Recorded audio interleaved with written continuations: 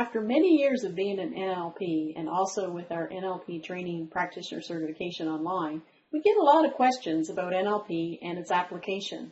So we're just going to go over casually some of the things that are important to NLP and what it's all about. There's three main things that we tend to talk about in NLP. One is communication. The other is how to apply NLP in business, and also about self-empowerment or empowering others. So those are the three main topics that we're going to talk about. And I'm just going to start with main one, Bob. How about communication?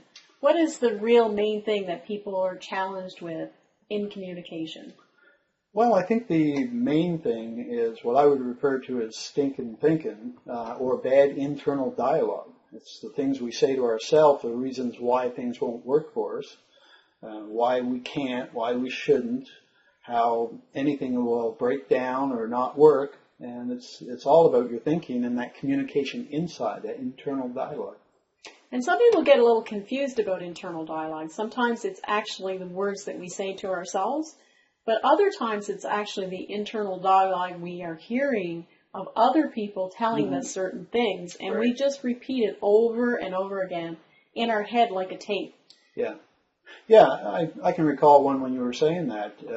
When I was very young, my father would say, in order to be rich, you have to be crooked. Well, that stuck with me for many years, thinking, wow, I don't want to be crooked, so I'm not going to try to be rich. And I prevented myself from gaining in life and having things in life from my early years simply because of that one statement from somebody else.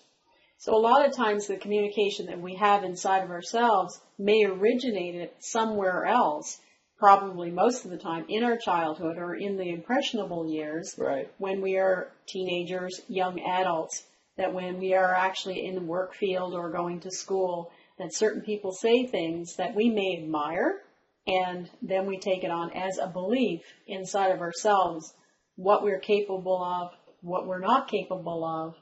And one of the good things that you were saying about your dad, I grew up in a community of, like, outside of a really poor coal mining town. So the whole community was like that, but so was the whole island and the province, very much you know, you don't necessarily have to have a lot of money. Rich people are not nice, those types of things. And even though it may not have been said exactly in my household that way, it was said in the community. Yeah. And then when you go to school, you hear these things. You hear it everywhere. Yeah. And then it becomes part of you, and a lot of times it also interferes with your success in life, as you were saying. It holds us back. So internal dialogue, if it's not positive or supporting you, then in NLP what we like to do is we like to change that internal dialogue. Sometimes what we say, get to the root cause of it, because if it's a message that we've had a long time ago, it may not be serving us now. And it may have had good positive intention at one time for the person who was saying it. So it's not really a blame game or anything. No, for sure. It's more about changing what isn't working with us in our internal dialogue. Go from stinking thinking to more empowering thinking. So that way when we wake up in the morning and we want to achieve what we want, or we have a plan for the week, we don't have this tape running inside of our head that says, oh, you can't do that. That's not going to work for you. Oh, if you do that, other people won't like you. Those types of things. And it goes on. It does. And I think to be really productive in life and to be exceptional in what you're doing, and I think we all should try to be exceptional, to have a better way of thinking that enables us. And one comes to mind that I saw on a television show years ago, and I thought, I've got to use that because that was so good.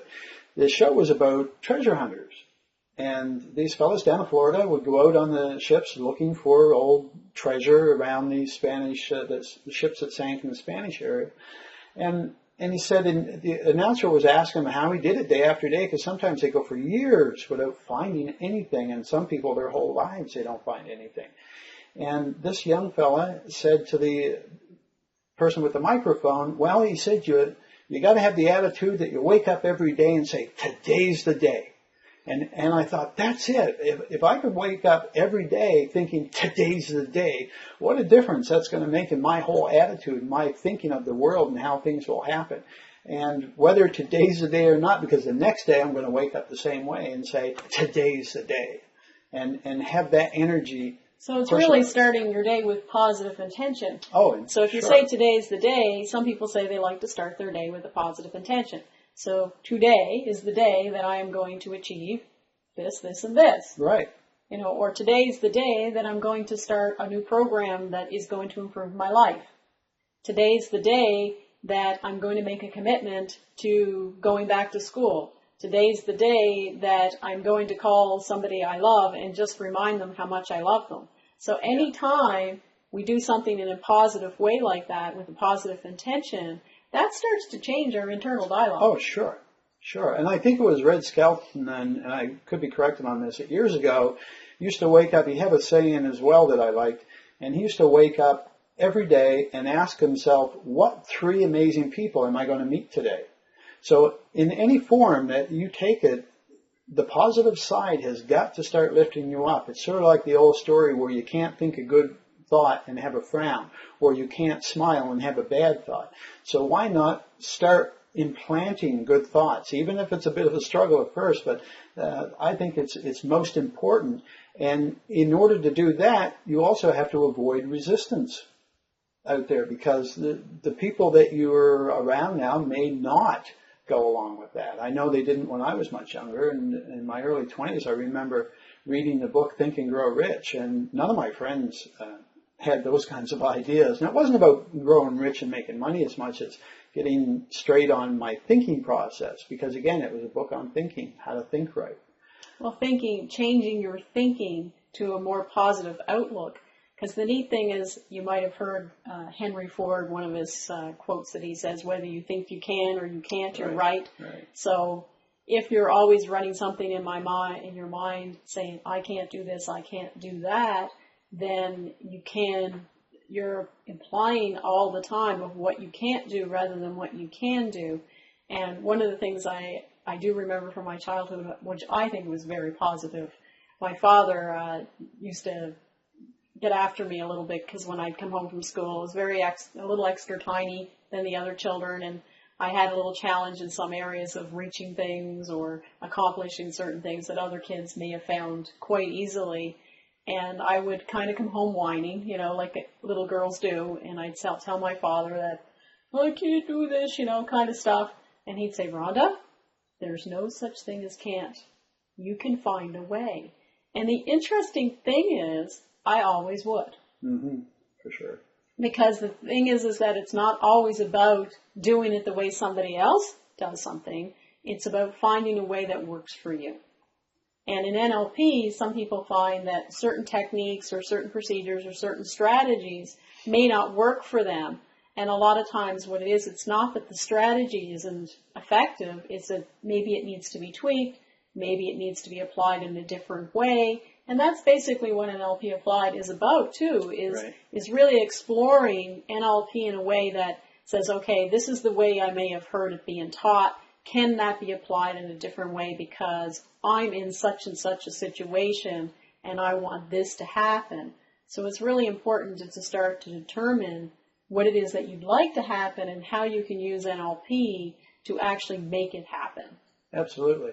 And I think in thinking that way, you have to rely on your own internal resources. And we push that a lot in NLP because we really can't go outside all the time. Well, you can in a business situation get resources like get someone to deliver your mail or do the taxiing for you. But I'm talking about doing things under your own power, enabling yourself. And in order to do that, you have to use your internal resources. And you have to know what those are, because otherwise you're using internal resources or trying to that maybe your friends or coworkers are using, and they're not yours. You can see someone else do it, and you try to do it, it doesn't work for you because they're not your internal resources. You have to find out what yours are.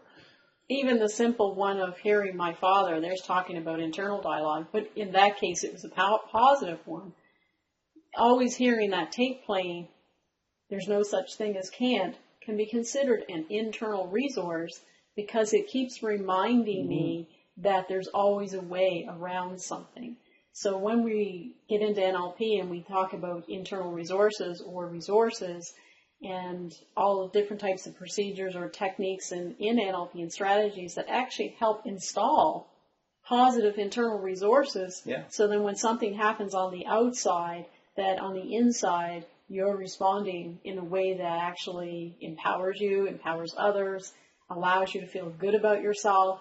Those types of things are really important when we have the resources inside to actually stay in a good state, because we can't control what happens on the outside. Yes. The key thing in NLP is more to control what's happening on the inside, or at least to be able to bounce back quickly when something happens that perhaps shocks us, that somebody says something that, wow, I never thought somebody would ever say that to me. And that happens, and I'm sure you've experienced that from time to time. And we may actually be taken back a little bit for a moment, but in NLP, what we call the recovery strategy, what we call getting past it quickly, is not necessarily responding, but how quickly can you bounce back from a situation. And that's really a resource.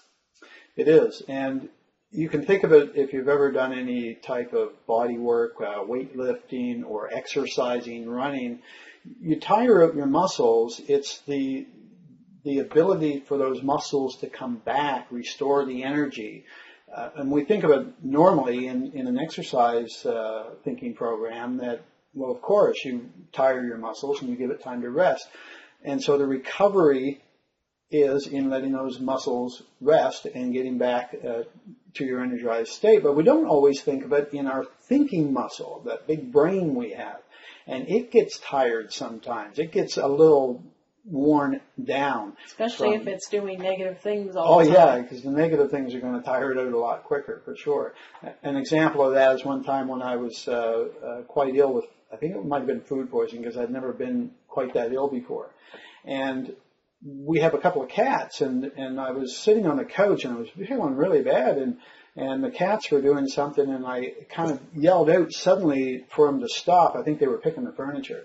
And the energy it took in that little brief amount of anger at the cats, I almost fell over. It exhausted me. So that was one of my first proofs that anger alone can take so much energy out of you. So you want to be able to be flexible enough and have the control to bring your thinking and energy muscles back, of course, and have that energy ready for you when you're tackling any type of project or life in general, really.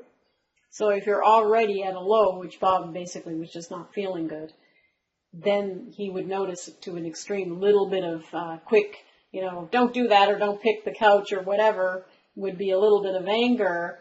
But because he was in a weakened state, he noticed how much it drained him. So a lot of times people don't realize in their daily life when they get upset on a regular basis and they wonder why they're tired, they wonder why they don't have the energy to work out or make better choices in their life. It's because the emotions that they have are draining them from the energy that they would normally have on a regular basis.